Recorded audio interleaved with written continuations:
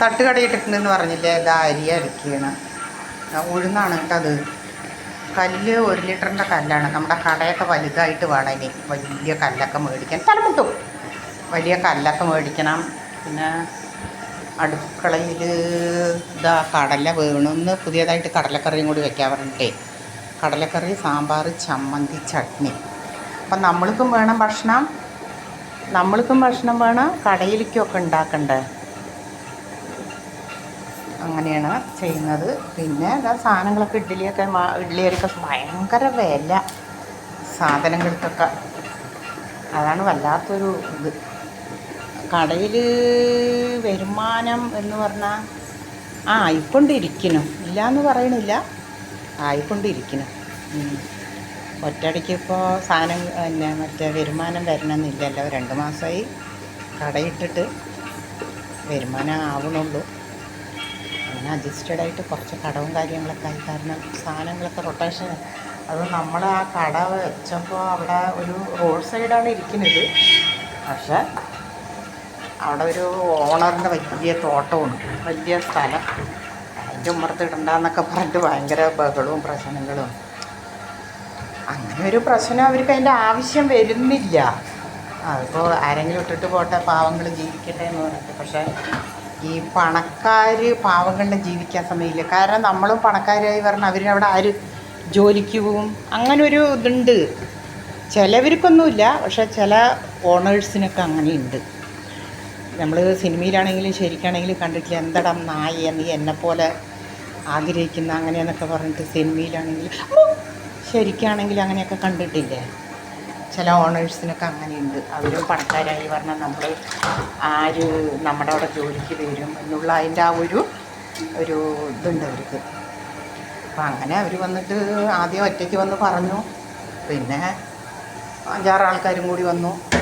എന്നാൽ നമ്മൾ അവരുടെ സ്ഥലത്തൊന്നുമല്ല ഇട്ടിരിക്കുന്നത്, ഹൈവേയിലാണ് ഇട്ടിരിക്കുന്നത്.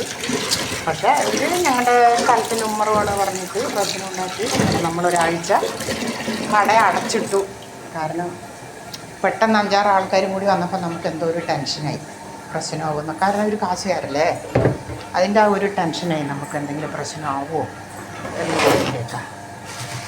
പിന്നെ ഒരാഴ്ച ഞാൻ കട പൂട്ടിയിട്ടിട്ട് ശരിക്കും ഞാൻ ആലോചിച്ചു, എന്തിനും നമ്മൾ ടെൻഷൻ എടുക്കും. നമ്മൾ റോഡ് സൈഡല്ല. പിന്നെ പോലീസുകാർ വന്നിട്ടുണ്ടായിരുന്നു, അതായത് ഹൈവേ പോലീസ് അതിൻ്റെ അളവും കാര്യങ്ങളൊക്കെ പറഞ്ഞപ്പോൾ നമുക്ക് ശരിക്കും ബോധ്യപ്പെട്ടു, ഇത് അവരുടെ സ്ഥലമല്ല, ഇത് റോഡ് സൈഡാണെന്നുള്ളത്. അപ്പോൾ പിന്നെ നമ്മൾ അവിടെ തന്നെ പിടിച്ചിട്ടു. ഇന്നലെ കുഴപ്പമില്ലാത്ത കച്ചവടമായി. ഇന്നലത്തെ ഒരു ദിവസം. ബാക്കിയൊക്കെ നമുക്ക് ഈ കട പൂട്ടിയിട്ട് ഒരാഴ്ച ഇടുന്നതിൽ മുപ്പാട് നമുക്ക് കുഴപ്പമില്ലാത്ത കച്ചവടം വന്നു കേട്ടോ. പക്ഷെ അപ്പോഴേക്കല്ലേ അവർ വന്നിട്ട് കട ഇവിടെ ഇടാൻ പാടില്ല എന്നൊക്കെ പറഞ്ഞിട്ട് പ്രശ്നം ഉണ്ടാക്കിയല്ലോ.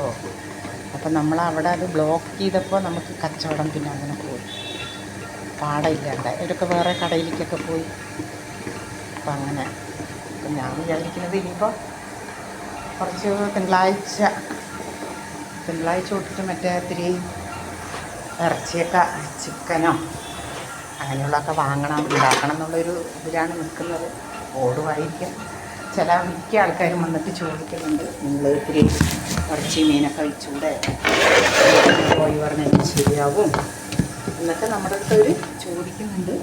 അപ്പോൾ നമ്മൾ അങ്ങനെ ചെയ്യാമെന്ന് പറഞ്ഞിട്ടുള്ള പ്ലാനാണ്. അപ്പോൾ എല്ലാവരും വീഡിയോ കണ്ടിട്ട് അഭിപ്രായങ്ങൾ രീതി അറിയിക്കാം. നമുക്ക് നിങ്ങളുടെയൊക്കെ സപ്പോർട്ടാണ് നമ്മൾക്ക് മെയിനായിട്ട് വേണ്ടത്. എല്ലാത്തിനും പറയണം. തട്ടുകട, അമ്പാടി തട്ടുകട എന്നാണ് പേര് വെച്ചിരിക്കുന്നത്.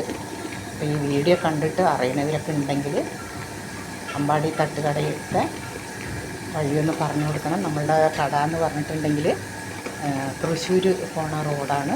സെക്കൻഡ് പമ്പ്, നമ്മുടെ കട കഴിഞ്ഞിട്ട് 1, 2, 3 4ാമത്തെ സൈഡിൽ പമ്പാണ്. അപ്പോൾ അവിടെയാണ് നമ്മുടെ കട. അമ്പാടി തട്ടുകടയിലേക്ക് എല്ലാവരും വരണം. എല്ലാവരും വന്ന് കട ഉപയോഗിപ്പിക്കണം. നമ്മുടെ കടയുടെ തൊട്ടപ്പുറത്ത് മറ്റേ ഈ ബർഗർ അങ്ങനെയുള്ളൊരു സംഭവങ്ങളൊക്കെ ഉണ്ട്. അപ്പം നമ്മൾ വിചാരിച്ചു ഇനിയിപ്പോൾ അതൊക്കെ വന്നു കഴിഞ്ഞാൽ നമുക്ക് കച്ചവടം കിട്ടുമോ എന്നുള്ളതിൻ്റെയൊക്കെ ഒരു ടെൻഷനായിരുന്നു. ദൈവത്തിൻ്റെ അനുഗ്രഹം ഉണ്ടെങ്കിൽ ഏതെന്ത് വന്നാലും നമ്മൾക്ക് തരുന്ന അതിൽ ദൈവം നമ്മൾക്ക് തരും.